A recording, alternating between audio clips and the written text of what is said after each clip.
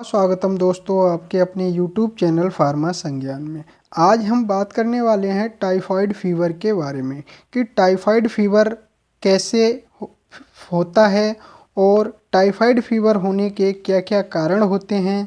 Typhoid fever होने के बाद क्या-क्या इसके सिम्पटम्स होते हैं जिससे हम पहचान सकें कि हमें टाइफाइड फीवर है और क्या-क्या इसके टेस्ट किए जाते हैं जिससे कि पता चलता है कि व्यक्ति को टाइफाइड फीवर है और क्या इसका ट्रीटमेंट होता है और उस व्यक्ति को क्या चीज़ खिलाना चाहिए जिसको टाइफाइड फीवर है। इन सब की डिटेल में जानकारी के लिए वीडियो को पूरा देखें और अगर वीडियो अच्छा लगे तो चैनल को सब्सक्राइब करें, वीडियो को लाइक एंड कमेंट भी करें।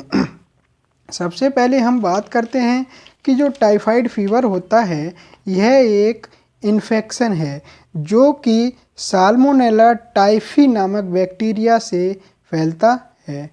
साल्मोनेला टाइफी बैक्टीरिया ज़्यादातर गंदी जगहों से उत्पन्न होता है या फिर जो व्यक्ति अशुद्ध खाना या फिर अशुद्ध पानी पी लेते हैं उनमें इस साल्मोनेला टाइफी बैक्टीरिया का इन्फेक्शन हो जाता है जिससे उन्हें टाइफाइड फीवर होता है। अब अगर हम बात करें इसके और क्या क्या कारण होते हैं तो इसका जो सबसे पहला कारण है वो है व्यक्ति अशुद्ध खाना या फिर अशुद्ध पानी पीता है जिसकी वजह से उसे टाइफाइड फीवर हो जाता है या फिर व्यक्ति ऐसे वातावरण में रह रहा है जिससे उसे साल्मोनेला टाइफी नामक बैक्टीरिया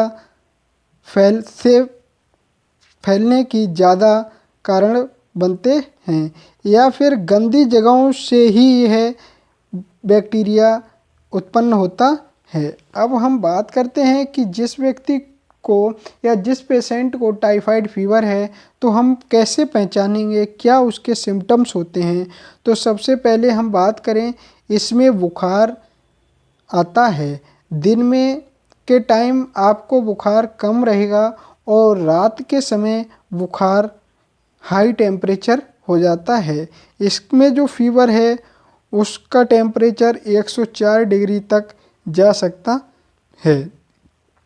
दूसरा जो कारण है, व्यक्ति के पेट में या फिर गर्दन पर रोज़ कलर्ड के स्पॉट दिखाई देते हैं, व्यक्ति को कमजोरी हो जाती है या फिर व्यक्ति के पेट में कब्ज की शिकायत होती है या व्यक्ति को पेट दर्द रहता है।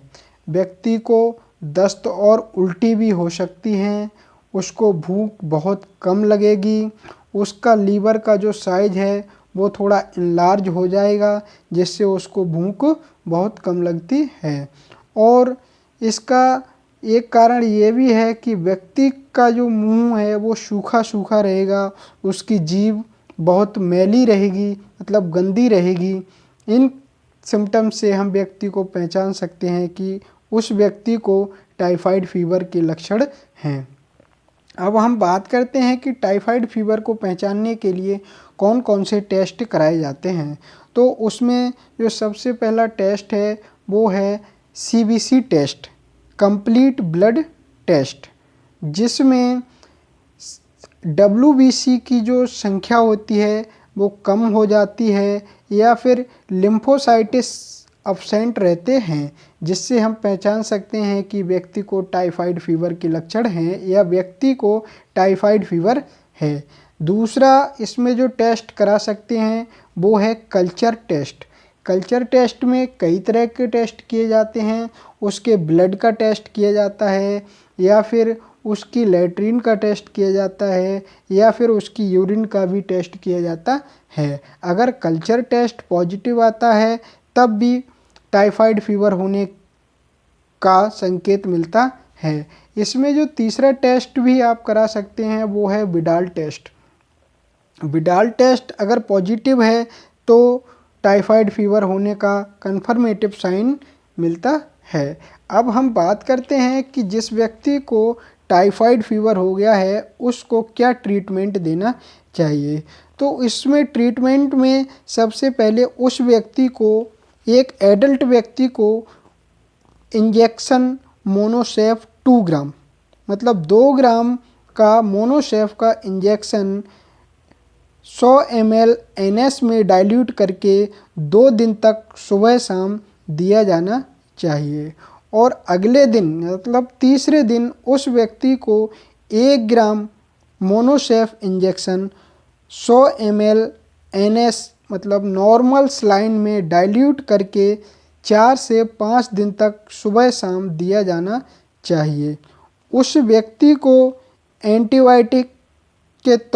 एंटीबायोटिक मेडिसिन के तौर पर टैबलेट अजीथ्रोमाइसिन 500 mg रोज़ाना 1 टैबलेट लंच से पहले 3 दिन तक दे सकते हैं। या फिर यह ना देकर दूसरी टैबलेट सिफेक्जिम 400 mg टैबलेट, जो आप व्यक्ति को 7 दिनों तक सुबह शाम मतलब दिन में 2 बार बीडी दे सकते हैं। इसके अलावा व्यक्ति को कुछ सिस्टमेटिक ट्रीटमेंट भी किया जाना चाहिए।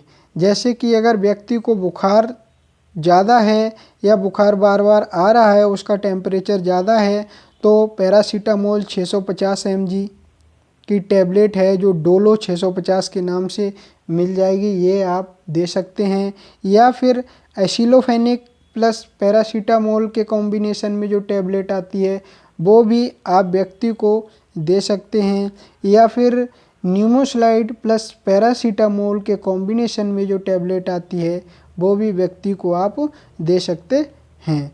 अब हम बात करते हैं, इन सारी दवाओं के प्रयोग करने के बाद व्यक्ति के पेट में गैस बनने लगती है, तो उस पेशेंट को गैस से निजात पाने के लिए उस व्यक्ति को कोई पीपीआई ड्रग जैसे ओमेप्राजोल या फिर H2 एंटागोनिस्ट ड्रग जैसे कि रेनिटिडिन टैबलेट भी सुबह शाम खाली पेट दे सकते हैं।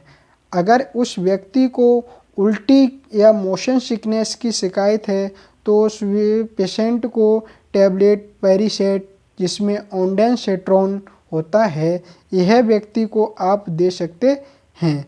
अगर उस पेशेंट को बहुत ज़्यादा वीकनेस हो रही है तो उस व्यक्ति को मल्टीविटामिन एंड मल्टी मिनरल्स के कैप्सूल जो न्यूरोकाइंड गोल्ड के नाम से आपको मिल जाएगा, यह कैप्सूल या गोली भी आप व्यक्ति को सुबह शाम दे सकते हैं। अब हम बात करते हैं कि उस पेशेंट को जिसको टाइफाइड फीवर है उसको क्या क्या सावधानियां रखनी चाहिए और उस व्यक्ति को क्या क्या चीज़ खाना चाहिए।